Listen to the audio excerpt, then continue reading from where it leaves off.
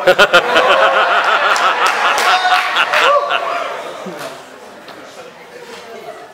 there been any more egregious decision by our United States Supreme Court than the Citizens United decision?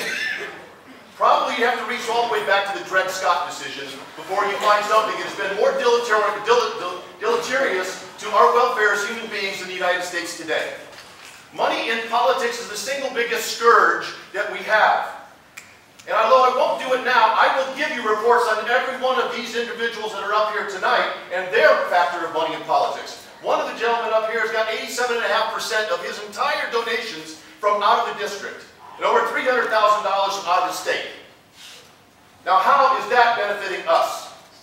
That means somebody else has an agenda. Now, what I've done, and I'm the only candidate up here who has signed the People's Pledge and the Democracy Pledge. What is that? That's the pledge that says, I will not take corporate money. I will not take super PAC money. I'm the only person up here, except for Mr. Oceans and Mr. Einstein, as far as I know, who has not received any PAC money, who does not take super PAC money.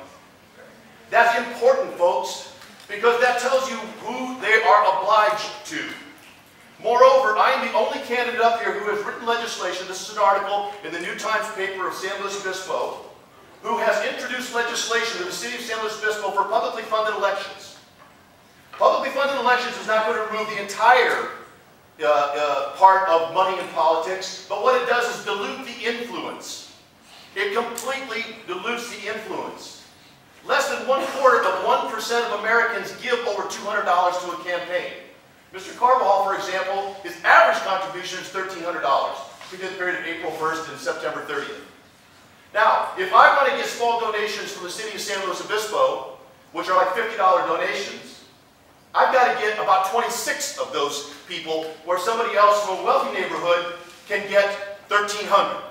And I'm not trying to take issue with Mr. Carbajal, he's a nice man. But the reality is that's how money skews politics.